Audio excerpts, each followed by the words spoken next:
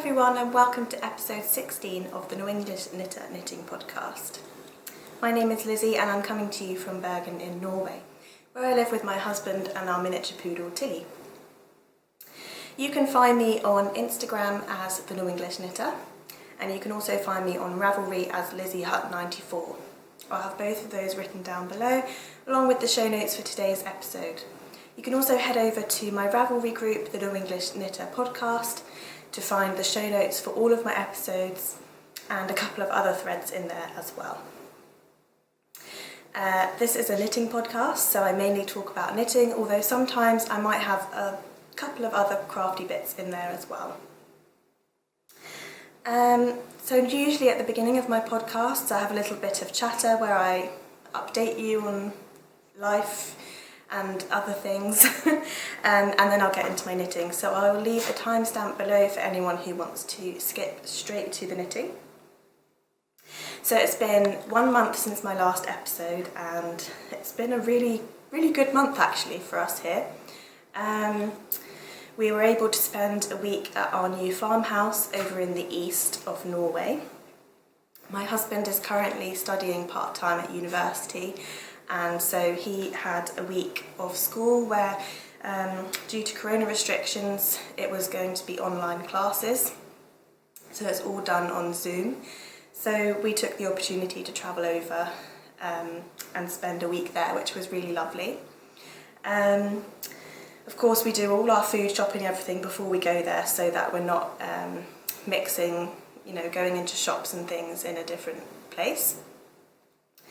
And it was just really peaceful and lovely.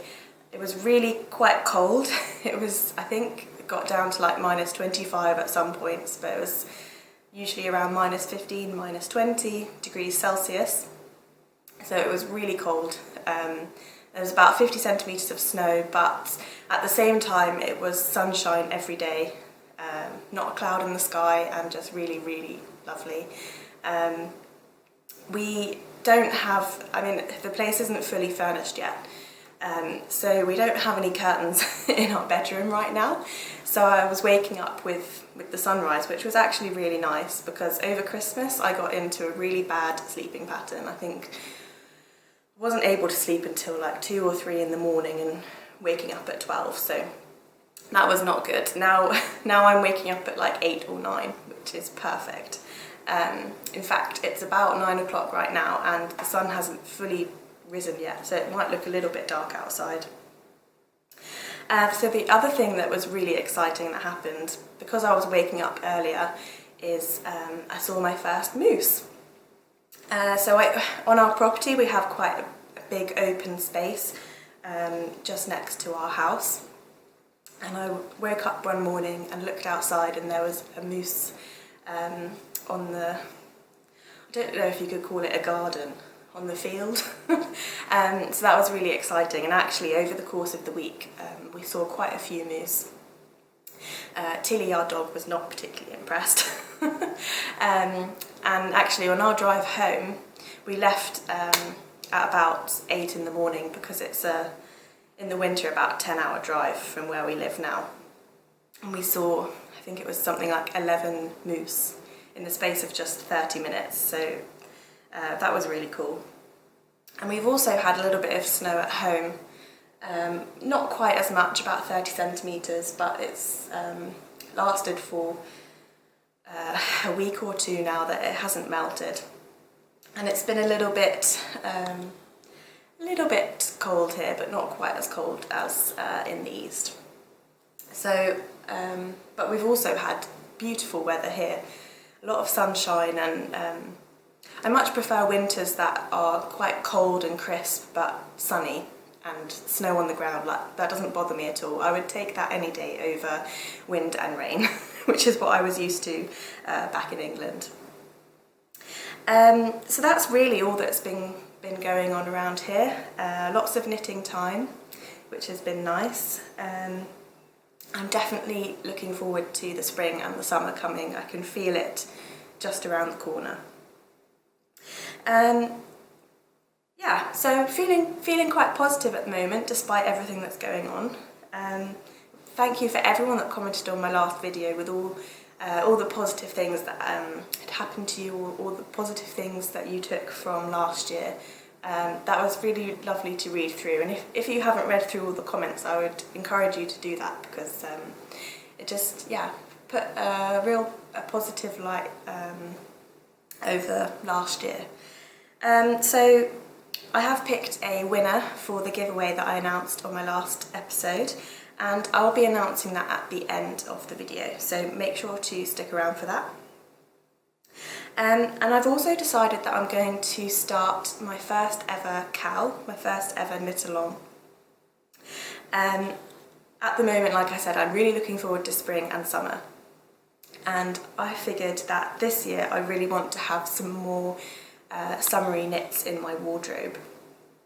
And usually what happens is I don't get the inspiration or the motivation to knit for the summer until it starts to warm up and it actually is summer, and then I don't really have as much time to make things for that season.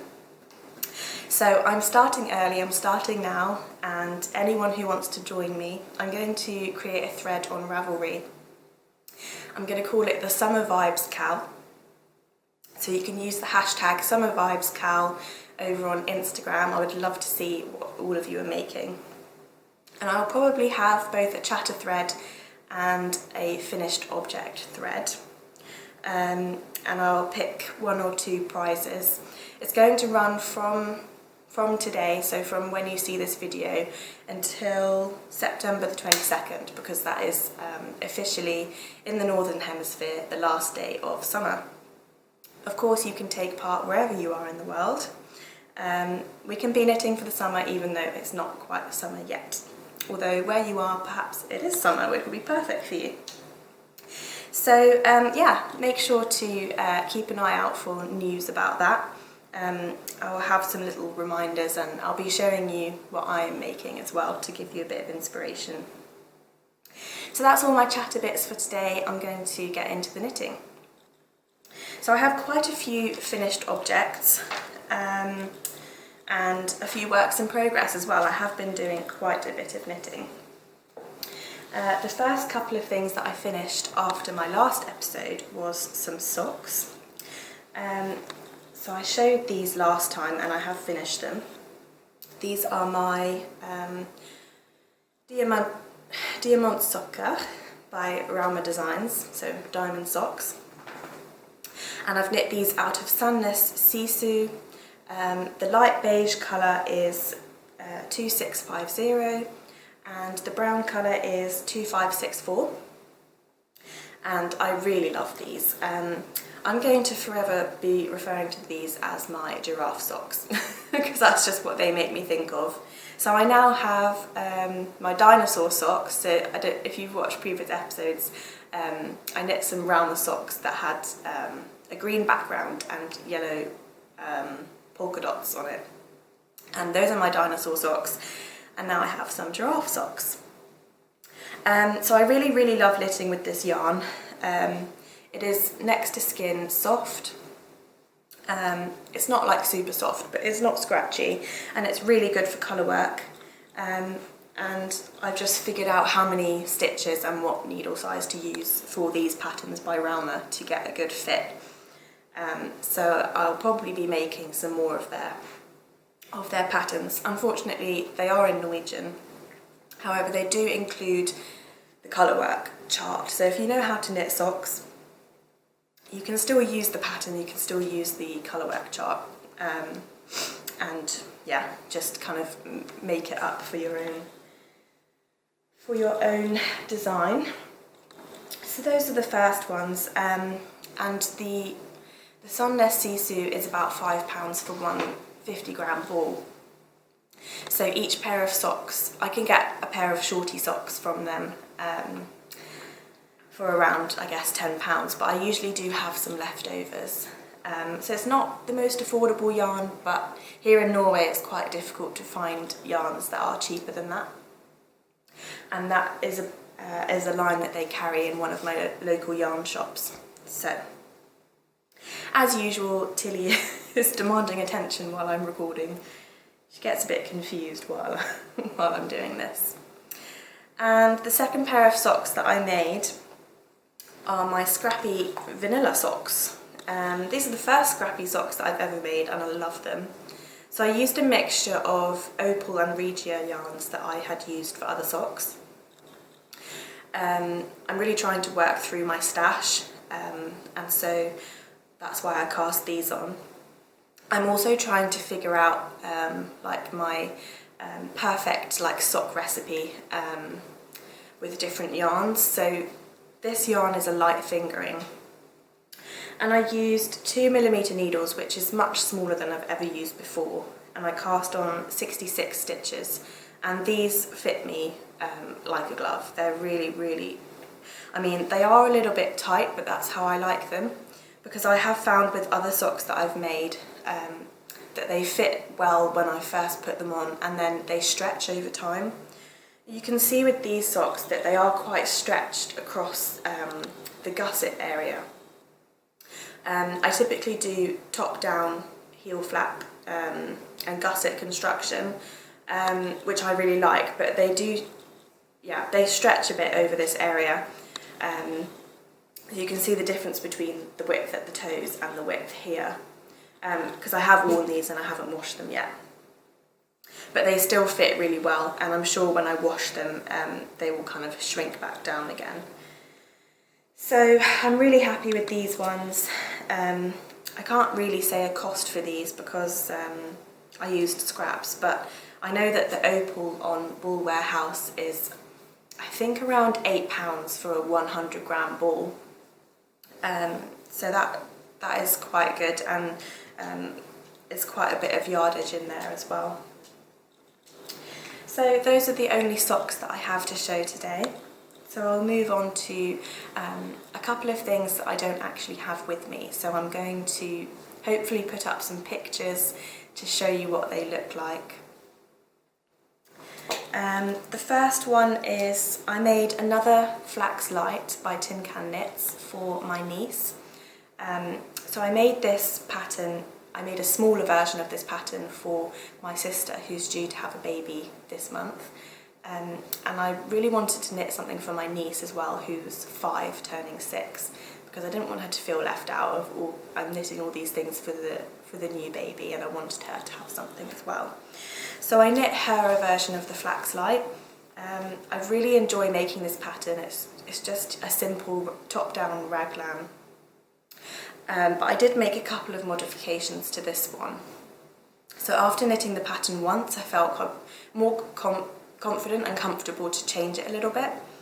I still omitted the garter stitch pattern along the sleeves because I was doing another striped version of this one, and I just wanted the attention and focus to be on the striping and not any other details. So I used a yarn called Alpakka Forte, which is by Dahlia, and it's an 80% alpaca and 20% nylon. When I was talking to my sister about making something for my niece, she said that she recommended that I knit it in something very soft, because she wouldn't wear anything that was even remotely itchy. So I really appreciate information like that when people tell me, because if I'm going to spend the time knitting something and making something and I want it to be used, then information like that is really useful. It's a sport weight yarn, and it felt quite soft when I had it in the skeins, although I have to say once I knit it up it did feel a little bit more, it felt less soft when I knit it up, but it was still quite soft. It just had like a little bit of itch or scratchiness in there, like a very tiny amount, but I'm hoping that it will be okay. And the first thing that really drew me to this yarn was the colours. I just thought they were really beautiful. I wanted to knit basically like rainbow colours, but I didn't want it to be like super bright. And these yarns are what they call a little bit heathered, so they're kind of like a little bit more muted, and just really beautiful, and they all work really well together. And I got gauge with the recommended needle size, and I actually made the size I think it was 8 to 10 years. So my niece is turning 6, but I wanted to kind of go up the size a little bit so that it could be used for longer, and I figured it's better to have a jumper that's like a little bit baggy and oversized to start with than risk something being too small, and she would be really disappointed. So the first thing that I did was I did a folded over neckline, and I have all the details of what I did on my Ravelry projects page if you want to check that out, and I've kind of written in detail what I did. I did a folded over neckline, and I did striping again with colours. So I looked at the schematic to see how long the jumper would be and to work out how many stripes I was going to have and how wide those stripes would need to be. So there's a little bit of maths involved, but not too much. And I did have to use 4mm needles for the sleeves. I think I used, was it 3.75 for the body, but I don't have 3.75mm needles in DPNs, in double pointed needles, so I just decided to go with a size 4mm. And I also did some short row shaping, which I did quite soon after doing the neckline, and I found a blog post that helped me with this because it's my first time doing short row shaping where it's not written in the pattern, and I found that blog post really helpful, so I will have that linked down below. And she does actually refer to the flax pattern as well, although you can use that blog post for any top-down raglan sweater. And I decided to do the short row shaping in the first colour stripe, so in the red colour at the top, because Tincanknits, they do provide a PDF document about how to add in short row shaping, but they add in their short rows after you've finished doing all the raglan increases.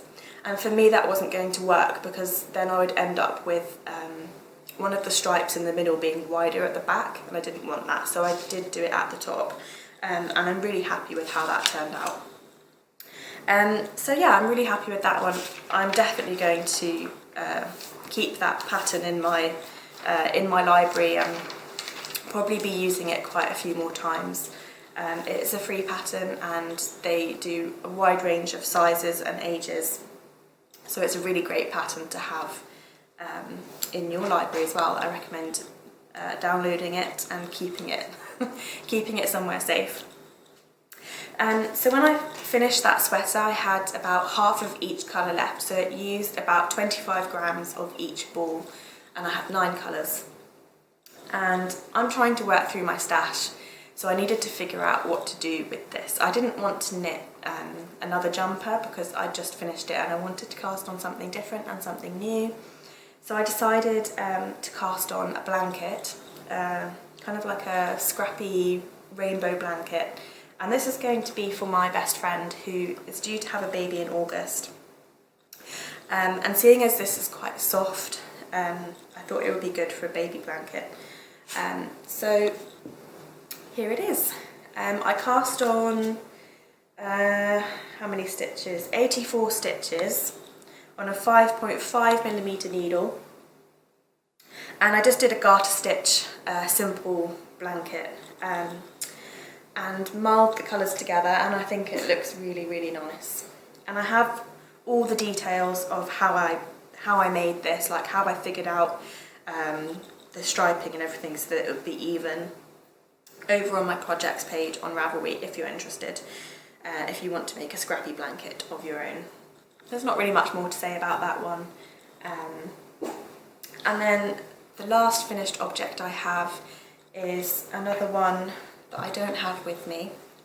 I can't remember if I showed this in the last episode or the episode before that one, but I did knit a little dress in a lilac colour called the Lille Dahlia Solo by Lene Holme Samsøe. And I just had the little hem to do at the bottom, so I finished that. I sewed it on the inside which I kind of put off for a little while because I'm not a very confident sewer. But I did do it, and it looks okay, although you can see on the outside where it's been stitched. You can't see the thread, but you can just tell there's a little line there, which didn't bother me too much. But yeah, that's just the way it was. And I used 3 skeins of 50 grams of fingering weight yarn. And the only modification I made to that dress is that I decided to do short sleeve instead of long sleeves. But you could easily make that dress, God, I can't remember what size I made now. It must have been like 1 year or something.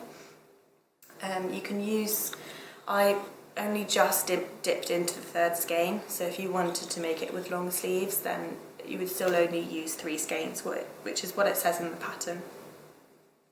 Okay, so moving on to works in progress. I have 4 whips to show, and the first one I've shown quite a few times already. This is my Islender Genser. My Islender sweater that I'm making for my husband. I can't remember when I cast this on. It's been a long time. But last time I showed it, I'd finished knitting the body and 1 sleeve. So I finished the other sleeve, and I've put the sleeves and the body all together, and I've started doing the raglan decreases. This has been quite a project.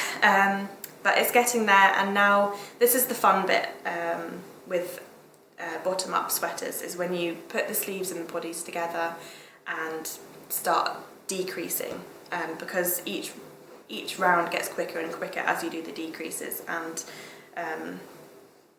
it's not far away from being finished. So I'll hold it up, but it's quite big.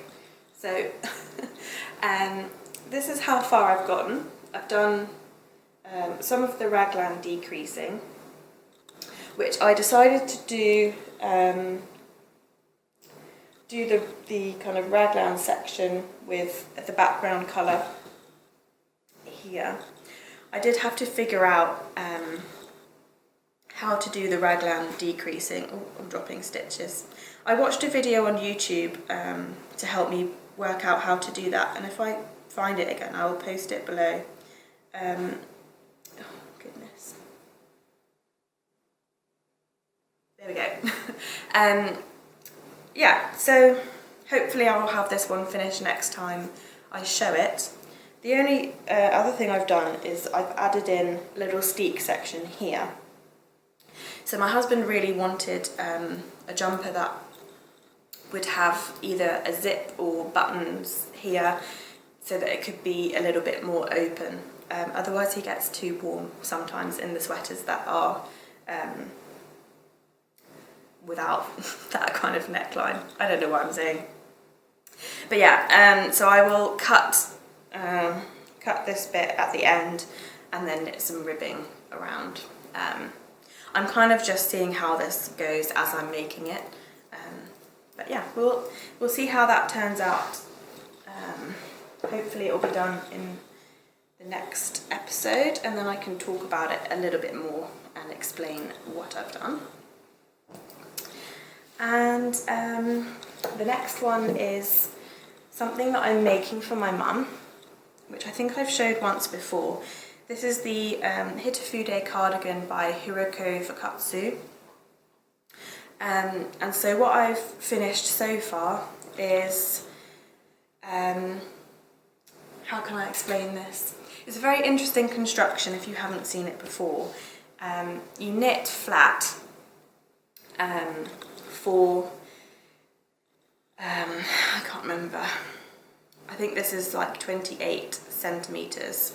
And then I'm going to be, so you cast on a provisional cast on, and then you knit however long you need to, and then you're going to do a 3 needle bind off at one end and at the other end, and these will be the sleeves.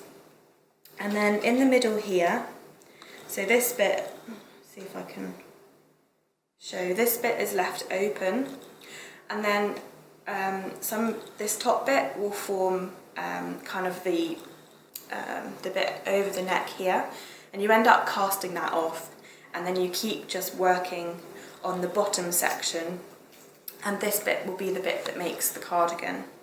And it's got this really beautiful lace all over the cardigan. And I have actually made one of these before, so you can check out either my projects page on Ravelry, or you can go back and watch, I can't remember which episode, it'll be one of the earlier episodes of my podcast.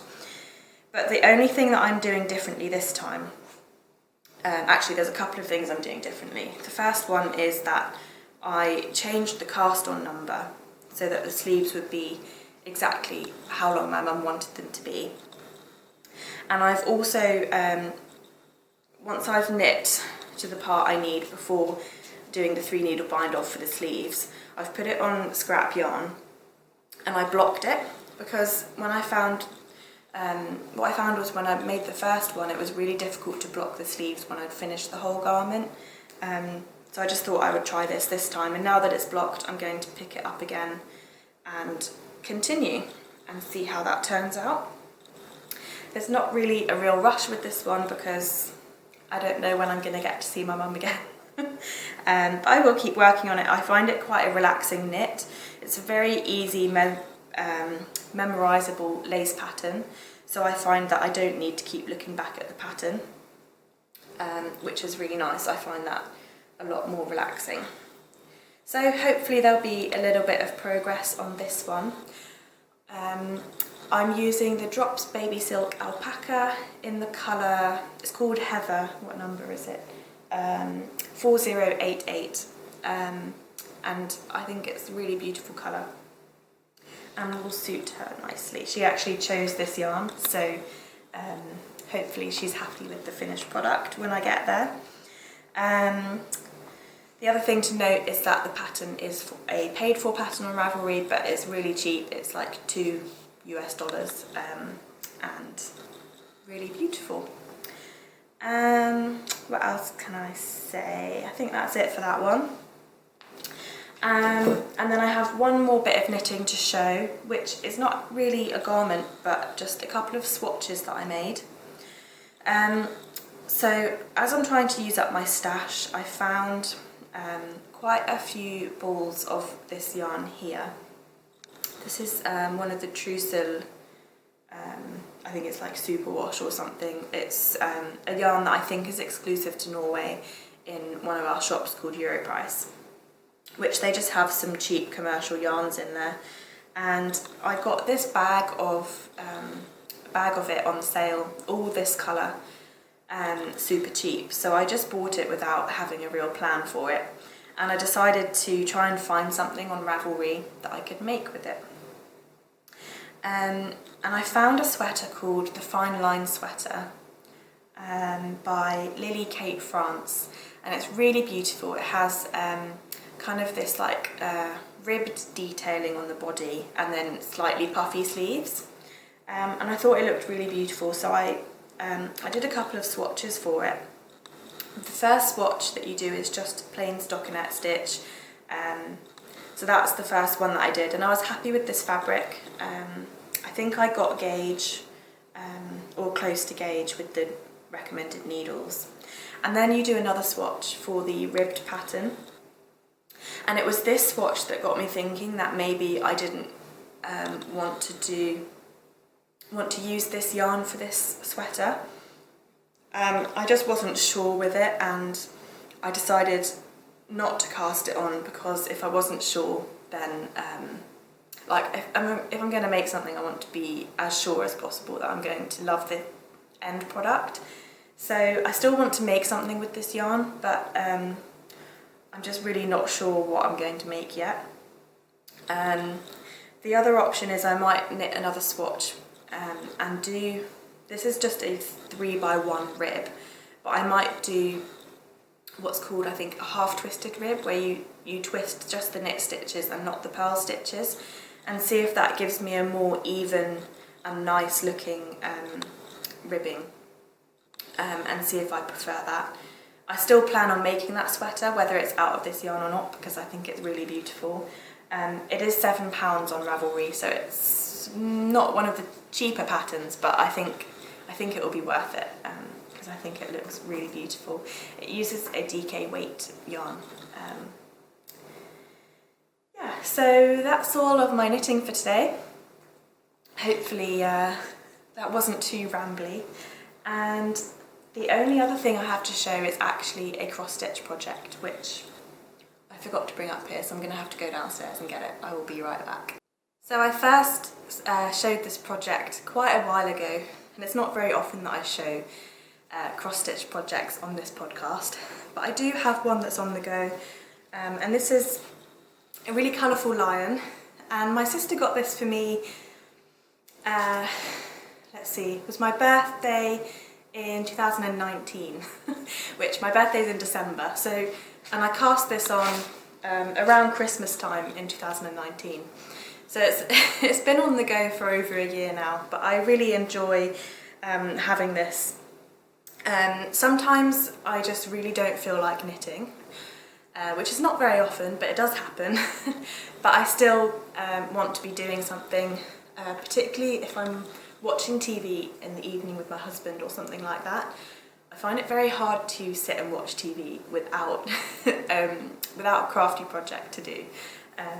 So sometimes I'll pick this one up, and I'm quite close to finishing. The thing I really like about these cross-stitch projects is the amount of time and enjoyment you get from it for the price that you pay. So I think my sister probably got this on Amazon. I don't know how much it was, but I know that it won't have been very expensive from looking at ones that I've looked at and bought myself. In fact, in one of my earlier podcasts I showed a colourful deer cross stitch that I'd finished, and that one was less than £20 and provided me with months of crafting, and I just think it's a good investment. So when you buy these cross stitch packs, you get all the thread that you need, which is usually tied on to something like this that has the numbers here, so you know which one is which. And it usually comes with a couple of needles as well, and then you get the chart. So this one's actually two sides, and this one has come with, also came with the, I don't know what you call this, the fabric. I'm really not much of an embroiderer, so I don't know all the right terms. But with this one, it was just a plain fabric. I know sometimes when you buy cross-stitch projects, they can have the print on the fabrics, which, although I haven't used one like that before, I think I would prefer it like this and not having it printed on the back, because I feel like some of the colour from the back would still kind of show through, and this would just look a little bit cleaner. And also with this one, it's been printed onto this kind of glossy paper, and it has all the colours. The deer one that I did was a booklet, and it used a chart that used symbols instead of colours. This one has symbols as well, but and the other one was on just plain paper, which I definitely prefer because I could highlight and colour in the squares that I had completed, and it was a lot easier looking at the chart to see where I was and what I had done and what to do next. Whereas this one I have to kind of look a little bit more, and I have made some mistakes here and there. But yeah, that's all there is to say about that one, really. So that's all of my crafting to show for today. I hope you enjoyed it. And the only thing left to do is to announce the giveaway winner from last week. Not last week, last month. So I did go out and buy a prize, which I personally wish that I was keeping it myself. But I bought, first I'll show the yarn, because that's the main part. I bought some Rauma Fenul, this is Fenul part 2, from my local yarn shop. They have beautiful colours, and this yarn is really nice. It's, I believe, 100% wool. Let's see, yeah, 100% wool, Norwegian wool as well, which I appreciate. It's, I believe, 2 threads that are applied together, and you get about 175 metres, and this is a 50-gram skein. So I picked out some different colours. I've got this burgundy colour with, let's see, this one, which is like a very pale musky pink. So I thought those would work well together. And I also got this kind of navy blue with this like salmon pink, which I thought also worked really well together. So the person that wins can choose 2 skeins, so they can either have the burgundy and the dusty pink, or the navy blue and the salmon pink. Of course you can pick, if you wanted the navy blue and the burgundy, you can have that, or you can pick whatever 2 you want, but that's when I was picking them, I thought they would go well together. So these would be perfect for colour work, maybe like a hat, or some socks, or a cowl or something. And so you can pick 2 of those, and then after I bought the yarn, just opposite my local yarn shop, so my local yarn shop is in a shopping centre, and just opposite that is a bookshop. So I thought I'd have a little look in there for something extra to go with the yarn, and I found this kind of clipboard / notebook, and I just thought it was really beautiful. So on the top here it's got a little clip, and so you could put maybe a pattern or something on here, and on the inside it's got a little pocket here that you can put things in, and a notepad as well. So this will be going along with the yarn to the winner. And I did use a random comment generator for the comments on my last video. And the winner of the giveaway is, where have I written it? On this page. Cindy McKenna. So congratulations to you. Thank you so much to everyone who participated. I hope to do more giveaways in the future, but it probably won't be an every episode kind of thing, but I hope to do some more.